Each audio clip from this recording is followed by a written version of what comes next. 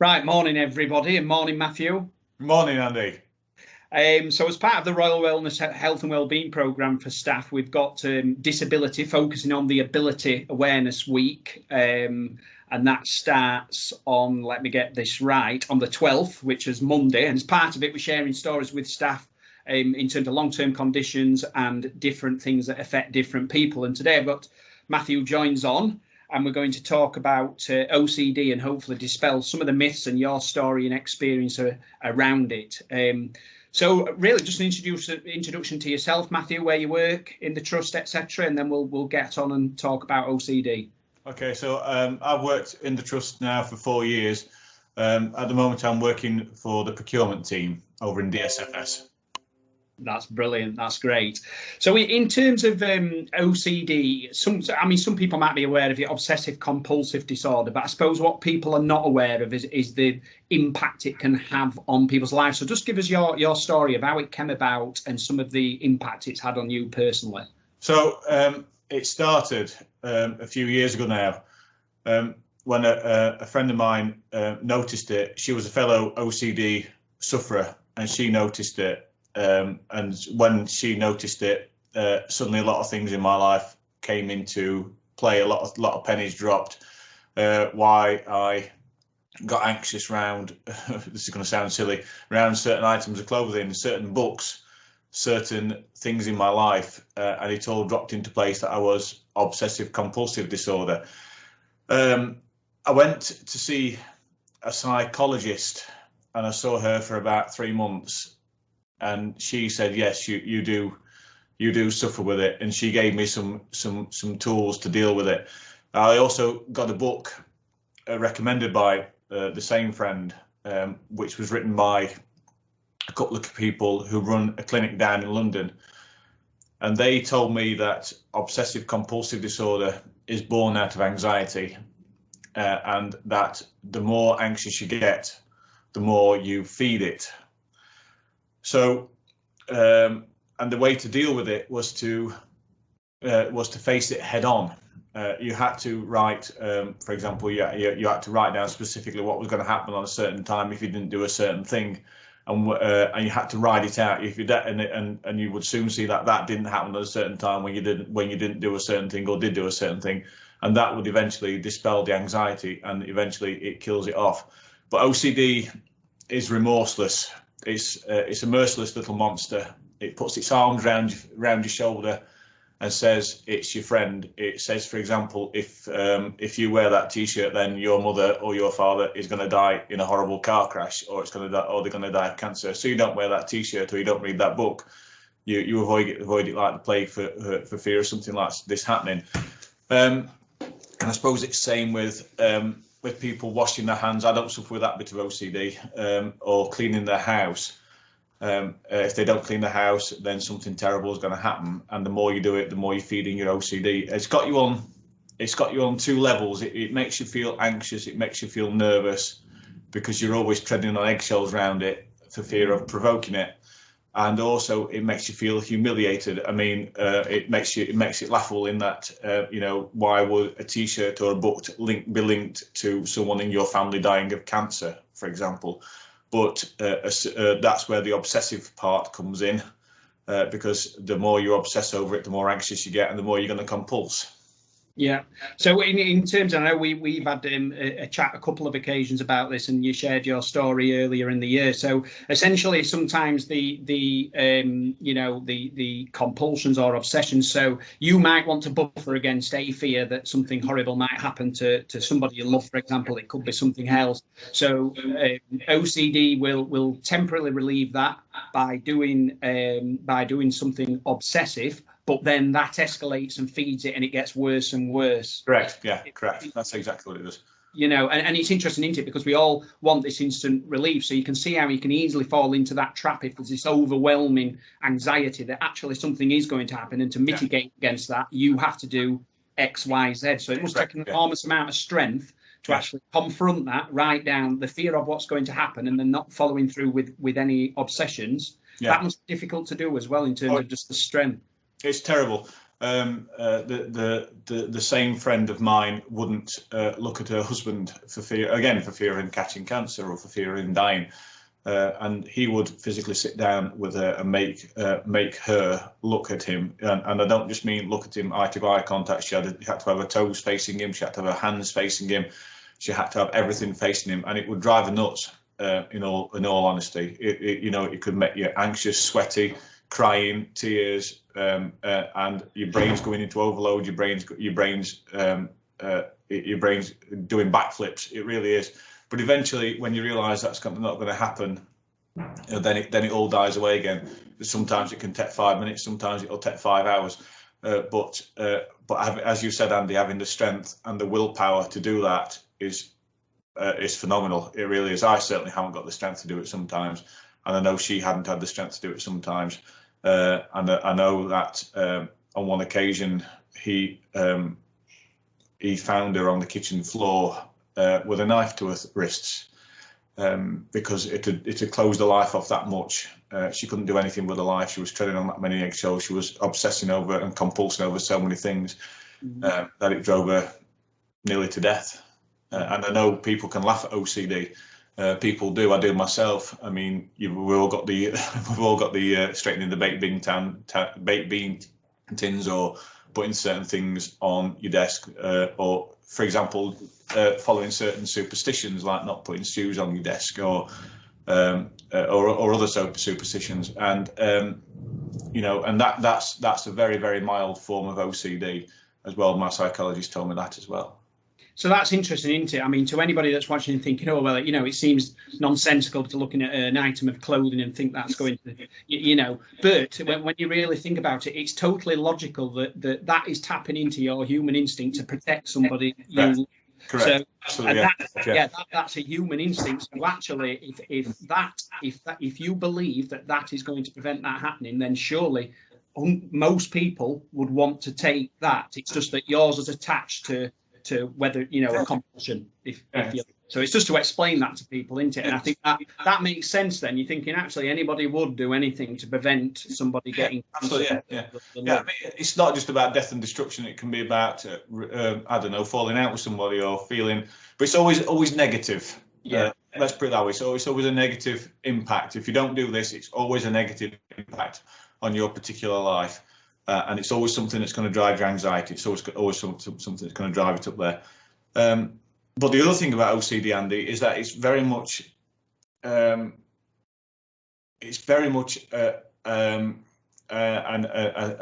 disability that's kind of pushed to one side.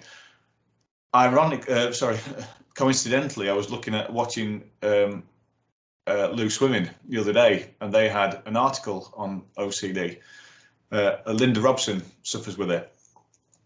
She's through it now, thank goodness. But she suffers with it, and I think they were saying on there's something like 700,000 people in this country that suffer with OCD, and about 1% of the country suffer with it on some level.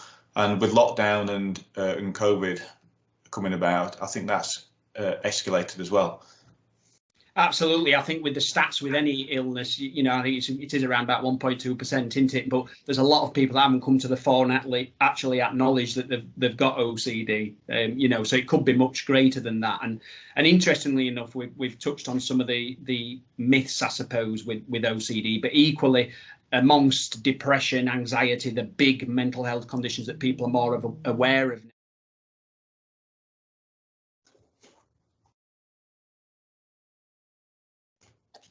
Right then, Matthew. So already we've covered a little bit of how OCD's impacted you and the story of how it came about from your friend that you mentioned. So again, with the big labels, depression, anxiety, people getting more used to these terms as mental health, and the stigmas being trying to address with all the campaigns that we've got. But equally so, some people can use terms as a bit throwaway, a bit like when you've got a cold and people say they've got flu or they're having a down day and they're depressed, and it might just be a down day. And same with OCD, isn't it? It's, I put this on my desk, I'm a bit OCD, and it's a bit of a laugh. But actually, OCD, as you've experienced and shared today, has a massive impact. So just tell us a little bit more about some of the myths with OCD. So OCD is exactly what you've just said. Any psychologist will tell you we're all on the scale. So and it can be a laugh. I laugh at it myself. I mean, it is about straightening baked bean tins. It is about leaving stuff on your desk in a certain kind of way, and I do giggle at it. But as you've pointed out earlier, it does have a very dark side to it if it gets out of control. But it can also have its advantages, Andy, as well. I've been told in the past I'm a bit like a dog with a bone. If something gets inside my head, work-wise, for example, a manager wants me to create something, or they want me to do a spreadsheet or something like that, I'll do it and I'll not let it go until it's done. I will get hold of it, and I will get hold of it until it's done. I'm part of an amateur dramatics group, and that's a bit like line learning. You know, somebody gives me a script and I'll learn it. I'll go away and learn it, and the OCD won't let you let it go until it's learned.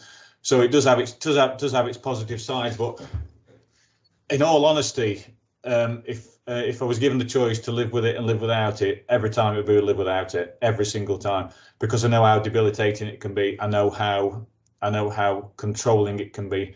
And I know how much of your life it can steal, and I know how much damage it can do to you as well.